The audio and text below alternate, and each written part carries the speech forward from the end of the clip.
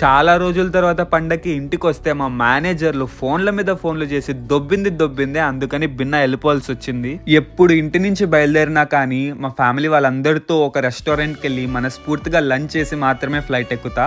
ఇక్కడ విచిత్రం ఏంటంటే మధ్యాహ్నం భోజనం నేను కడపలో అయితే చేశాను, ఇప్పుడు రాత్రి డిన్నర్ హైదరాబాద్ ఎయిర్పోర్ట్ లాంజ్ లో అయితే చేస్తున్నా.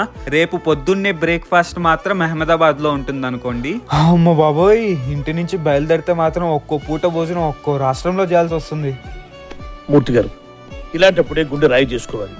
ఈ హైదరాబాద్ ఎయిర్పోర్ట్ లాంజ్ లో అయితే మన మందుబాబుల కోసం సెపరేట్ కౌంటరే పెట్టేశారు. నా దరిద్రం ఏంటంటే నా ఫ్లైట్ 3 గంటలు డిలే. నాకైతే ఎప్పుడు ఫ్లైట్ డిలే కాలేదు, నేనే ఫ్లైట్ కి డిలే అవుతాను అనమాట. ఫ్లైట్ డిలే అయిందని అందరూ ఫ్రస్ట్రేషన్ లో ఉంటే మా ఏడుపు మొఖాలు చూడలేక ఎయిర్ హాస్టెస్ మా మొఖాన్ని ఒక బ్యాగ్ అయితే కొట్టింది. పాపం బిడ్డ 18 నుంచి తిని అలిసిపోయి ఉంటాడేమో అని చెప్పేసి ఇంకొన్ని వేసి ఇచ్చారు నాకు బ్యాగ్ లో. పోనీలే, కనీసం ఏదో ఒకటి ఇచ్చారు, ఏం చేద్దాం.